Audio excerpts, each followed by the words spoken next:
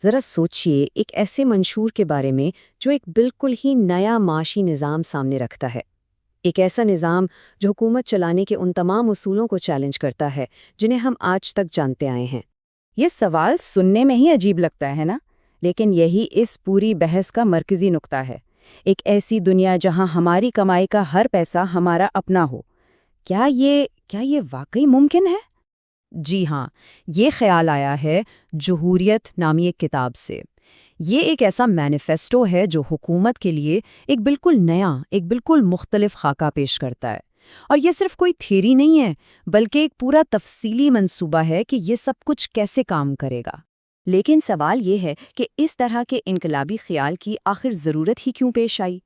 جوہریت کے مصنفین کے مطابق موجودہ نظام، خاص طور پر ٹیکس اور بیوروکریسی پر مبنی نظام، اب ناکام ہو چکے ہیں۔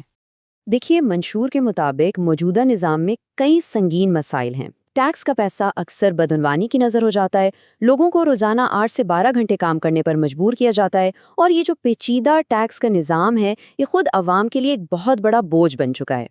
تو پھر اس کا حل کیا ہے؟ جوہریت ایک بہت ہی جرأت مندانہ متبادل پیش کرتی ہے۔ یہ کہتی ہے کہ ٹیکس کو مکمل طور پر ختم کر دیا جائے اور اس کی جگہ براہ راست کارپوریٹ شراکت کا نظام لایا جائے۔ اور اس پورے ماڈل میں سب سے اہم عدد، سب سے اہم نمبر 40% ہے۔ یہی وہ بنیاد ہے جس پر جوہریت کا معاشی انقلاب کھڑا ہے۔ تو اس کا مطلب کیا ہے؟ اس نظام کے تحت ہر کمپنی قانونی طور پر پابند ہوگی کہ وہ اپنی کل آمدنی کا 40% براہ راست اسی کمیونٹی کی ترقی پر خرچ کرے۔ یہ روایتی کارپوریٹ اور عوامی ٹیکس کی جگہ لے گا۔ پیسہ حکومت کو نہیں بلکہ سیدھا معاشرے کو جائے گا۔ اب ذرا ان دونوں نظاموں کا فرق دیکھیں۔ روایتی نظام میں پیسہ بیوروکریسی کی مختلف تہوں میں کہیں نہ کہیں کھو جاتا ہے، لیکن جوہریت کے نظام میں کمپنیاں براہ راست معاشرے کی ترقی پر خرچ کرتی ہیں اور لوگ اپنی آنکھوں سے اس ترقی کو دیکھتے ہیں۔ اچھا، تو یہ نظام کام کیسے کرتا ہے؟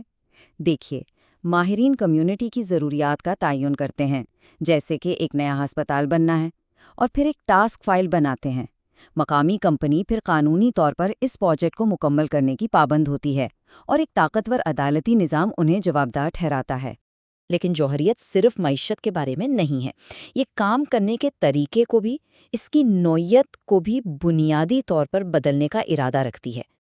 اور یہاں ایک اور اہم نمبر سامنے آتا ہے 7۔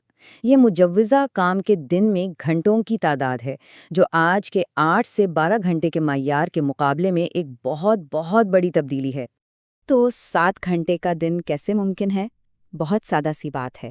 چونکہ شہریوں پر ٹیکس کا کوئی بوجھ نہیں ہوتا، ان کی کمائی ایک باوقار زندگی گزارنے کے لیے کافی ہوتی ہے، اور جب لوگ اپنی محنت کا پھل براہ راست اپنی کمیونٹی میں دیکھتے ہیں تو وہ زیادہ بہتر کام کرتے ہیں۔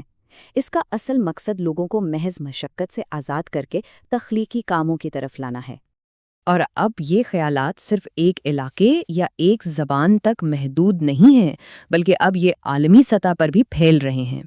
یہاں آپ دونوں ورژنز کو ایک ساتھ دیکھ سکتے ہیں۔ جوہریت، جو پہلے اردو میں تھی، اب انگریزی میں ورچووکریسی کے نام سے دستیاب ہے، جس سے اس کے نظریات پوری دنیا کے سامعین تک پہنچ رہے ہیں۔